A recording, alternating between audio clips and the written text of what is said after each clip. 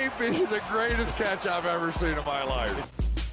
Alright guys, just like I said in that running back video, the waiver wire is the most important thing that we are going to be looking at this time of the season, just because we are past all of our trade deadlines. So the only way to go out there and change the construction of your roster is through outworking your league mates on the waivers, and that's going to be really easy to do with the majority of your league mates now that are not looking like they're going to make the fantasy football playoffs, probably giving up on the season. Here, we are not going to be doing that because I know the majority of the people in the flock are making their fantasy football playoffs. The teams that y'all send me are absolutely ridiculous. But guys, let's do the same thing in this video that we did in the last video. Go down to the comment section. Let me know your favorite pickup that you're going to be looking at this week for your specific league. And let me know what player that you plan on dropping to make that pickup and ask if it's worth it. And guys, please also go down to the comment section and answer others' questions. We are all part of the flock. Let's go out there. Let's crush together. Make sure as y'all watch this video, be down in that comment section and be making sure you're answering as many of those questions as possible, because I can guarantee you I'm probably not going to be able to get to that many at all. I want you all helping each other.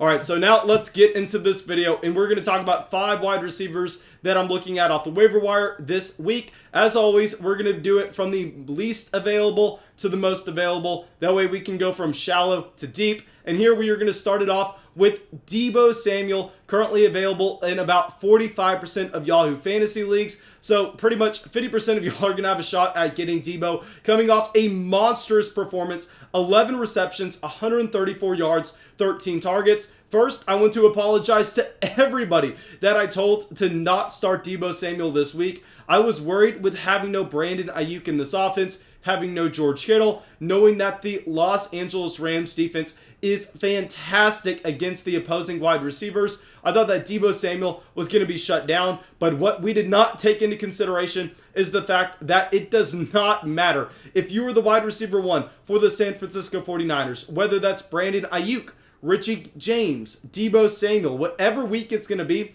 Kyle Shanahan is going to be scheming you up to get open and to be able to beat any coverage that you're going against.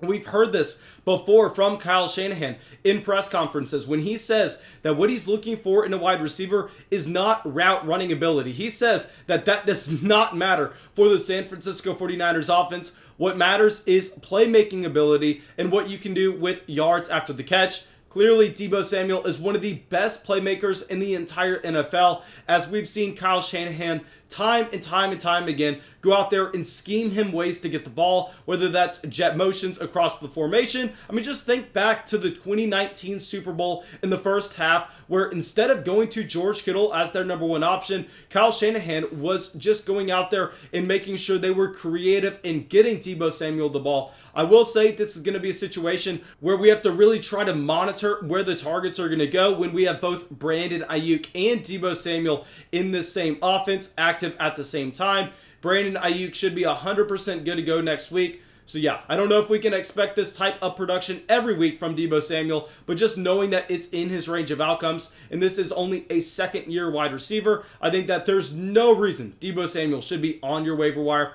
All right, now our next player is going to be Sterling Shepard. Sterling Shepard coming out here having a fantastic day. He's available in 48% of Yahoo leagues, 7 receptions, almost 70 yards off of 8 targets. And what's most impressive about Sterling Shepard is the consistency. Yes, he's never going to be a wide receiver that's going to have a week like what we just saw from Tyreek Hill, but ever since he came back from that injury, he is giving you double-digit targets every single week. And like I said when I discussed Frank Gore in the running back video earlier, I think that I was wrong in just telling everyone to go out there and trade away their depth earlier on this season to get studs in their lineups as we geared up for the fantasy football playoffs. I thought that Sterling Shepard type players really did not have a ton of value on your bench, as really we know that you're only looking to play him if you see an injury, if you have COVID situations. And what I failed to take into account is that it is 2020 where everything is going crazy. I mean, with the week that we just had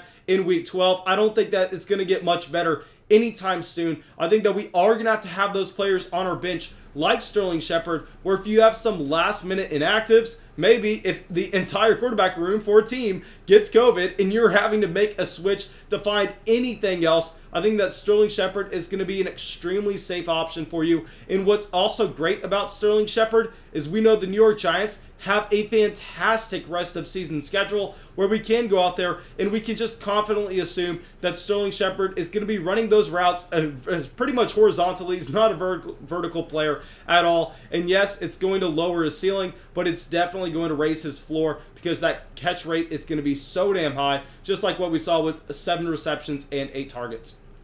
All right, so now our next wide receiver, someone that I pretty much got wrong. I told y'all that he was worth cutting. I told y'all I did not want anything to do with him. Available in over half of your Yahoo leagues, 62%. Here, this is T.Y. Hilton. T.Y. Hilton coming off a performance where he saw 4 receptions, 81 yards, 5 targets, and a touchdown. Now, I will say with T.Y. Hilton, I still think that Michael Pittman is going to be the #1 wide receiver for the Indianapolis Colts. But here with Hilton, clearly, very similar to Sterling Shepard, he is going to be worth that spot on your bench in case you have a situation with COVID, in case you have some last-minute injuries where you need to go in there and make that fill-in. Now, it's going to be a little bit different than a player like Sterling Shepard, where T.Y. Hilton has no floor whatsoever. I mean, T.Y. Hilton could go out there and see 0 receptions off of 3 targets in a game, and nobody is going to be surprised. But what T.Y. Hilton provides you that Sterling Shepard does not is that vertical playmaking ability, where if T.Y. Hilton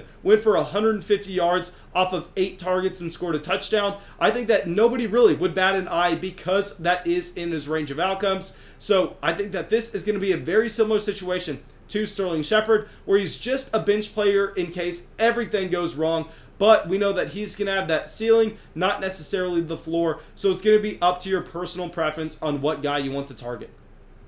All right, so now our next wide receiver, available in 97% of leagues. Someone I told y'all to pick up a couple days ago, Gabriel Davis, coming off of 3 receptions, 79 yards, a touchdown, and 4 targets. Now, I know a lot of people are going to be coming out here and telling me, Mason, why the hell are you talking about Gabriel Davis? You always tell us not to chase those players who are seeing a lot of production off of very little targets. But here with Gabriel Davis, that's his entire game. I mean, Gabriel Davis is that prototypical field-stretching wide receiver for the Buffalo Bills. We know playing with Josh Allen, it should be a match where they can connect on a big deep shot maybe once a week or once every other week. So very similar to T.Y. Hilton, this is going to be a player that we're picking up. We're going to be keeping on our bench, and if we have injuries ahead of him, we can throw him in the flex spot knowing that if he does hit, we could be looking at a game where he provides us over 120 yards, a touchdown, and wins us our matchup. Now, with Gabriel Davis, another reason why he's going to be intriguing in the long term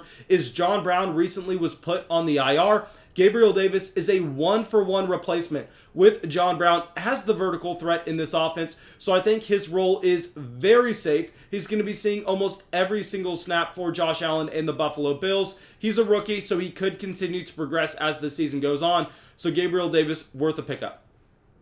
All right, so now our last wide receiver, someone I am so excited to talk about, Collin Johnson. If you don't know who Collin Johnson is, guys, wide receiver, Jacksonville Jaguars, and also comes from the University of Texas. He's a rookie, so yes, he was at UT when I was, and I actually had psychology with Collin Johnson, sat right next to the man, so I am a massive fan of Collin Johnson. Yes, this production came in a game where we did not have DJ Chark or Chris Conley. So when we get those wide receivers back into this offense, we are going to be expecting Collin Johnson to go back to the bench. But then that's when you can go out there and you can just drop them back to the waiver wire. Currently available in 100% of Yahoo Fantasy Football leagues. Please, if you were rostering Collin Johnson coming into this week and you don't play in a very deep dynasty league, let me know. I would love to see those screenshots.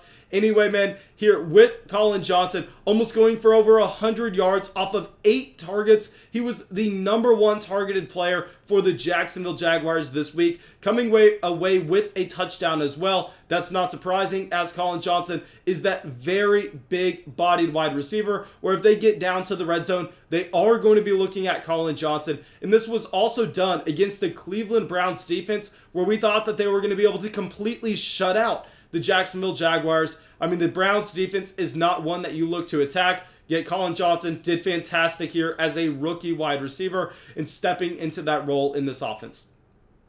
All right, now thank you guys. I really hope y'all enjoyed this video. I really hope y'all got something from it. As always, go down there, drop a like, leave a comment, subscribe to the channel. Really, really helps us out. And yeah, I'll be live streaming every single night this week. I really, really hope to see y'all there. Mainly, we'll be live streaming at 9 p.m. Central, except on Monday where we go live after the game. Yeah, now, thank y'all, and I hope to see you in the live stream sometime this week.